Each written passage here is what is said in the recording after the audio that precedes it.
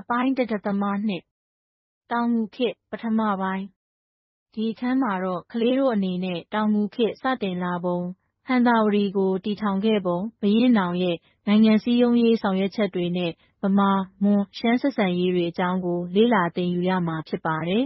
။ရှေ့ကသင်ယူခဲ့တဲ့သင်ခန်းစာမှာတုန်းကပုဂံခေတ်နောက်ပိုင်းပင်ရစကိုင်းမောရှမ်းအင်းဝပဲခူးဟံသာဝတီနဲ့ရှမ်းပဒေသရဲ့ပြည်ထောင်ငယ်လေးတွေဘလို့ပေါ်ပေါက်လာသလဲဆိုတဲ့အကြောင်းကိုသိရှိခဲ့ပြီးဖြစ်တယ်လေ။ဒီသင်ခန်းစာပြီးသွားတဲ့အခါမှာတော့ကလေးတို့ဟာအောက်ပါအချက်တွေကိုသိရှိနားလည်ပြီးစမ်းစစ်တတ်လာပါလိမ့်မယ်။အဲ့ဒါတွေကတော့တောင်ငူခေတ်စတင်လာပုံဟံသာဝတီတည်ထောင်ပုံဘုရင့်နောင်ရဲ့နိုင်ငံစည်းရုံးရေးဆောင်ရွက်ချက်တွေနဲ့ဗမာမွန်ရှမ်းဆက်ဆံရေးစတဲ့အကြောင်းရင်းတွေပဲဖြစ်ပါတယ်။အပိုင်း1.2.တောင်ငူခေတ်စတင်ခြင်းတောင်ငူသို့မဟုတ်ကေတုမတီဟာအစကတော့အင်းဝရဲ့လက်အောက်ခံမြို့တစ်မြို့ဖြစ်ခဲ့တာပေါ့။တောင်ငူမြို့ဟာစစ်တောင်းမြစ်ဝှမ်းဒေသမှာတည်ရှိပါတယ်။အင်းဝနဲ့ဟံသာဝတီစစ်လမ်းကြောင်းကနေအလှမ်းဝေးတဲ့အတွက်စစ်ဘေးဒဏ်ကနေကင်းဝေးပြီးလူအများခိုလှုံရာနေရာတစ်ခုဖြစ်ခဲ့တယ်လေ။ရှမ်းတွေရဲ့ရန်ကြောင့်အင်းဝယိမ်းယိုင်လာတဲ့အခါမှာတော့တောင်ငူဟာအင်အားကောင်းလာခဲ့ပါတယ်။1510ပြည့်နှစ်မှာမင်းကြီးညိုဟာတောင်ငူမြို့ကိုတည်ထောင်ခဲ့တယ်။1529ခုနှစ်မှာရှမ်းတွေကအင်းဝကိုသိမ်းပိုက်လိုက်တဲ့အခါမြန်မာခေါင်းဆောင်အများအပြားဟာတောင်ငူကိုခိုဝင်လာခဲ့ကြပါတယ်။ဒါကြောင့်လဲတောင်ငူဟာမင်းကြီးညိုလက်ထက်မှာပိုပြီးအင်အားကောင်းလာခဲ့တာဖြစ်တယ်နော်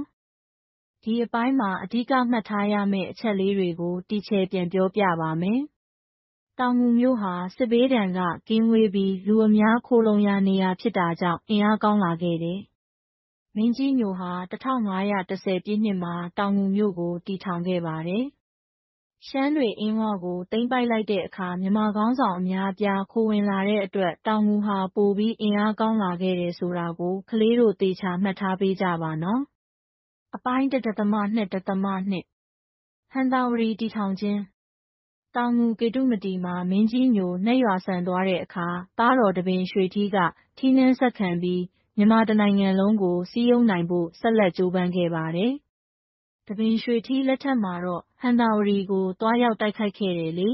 ။အဲ့ဒီအချိန်ကတောင်ဘက်ပိုင်းမှာရှိတဲ့မွန်ပဒေသရာဇ်တွေဟာစည်းလုံးခြင်းမရှိဘဲပသိမ်မြောင်းမြမော်လမြိုင်မုတ္တမဟံသာဝတီဆိုပြီးကွဲပြားနေတဲ့အတွက်တပင်ရွှေထီးဟာမွန်ပဒေသရာဇ်တွေကိုအလွယ်တကူတိုက်ခိုက်အောင်မြင်ခဲ့တာပေါ့။အဲဒီနောက်မှာတော့တပင်ရွှေထီးဟာနေပြည်တော်ကိုတောင်ငူကေတုမတီကနေဟံသာဝတီကိုပြောင်းရွှေ့ခဲ့ပါတယ်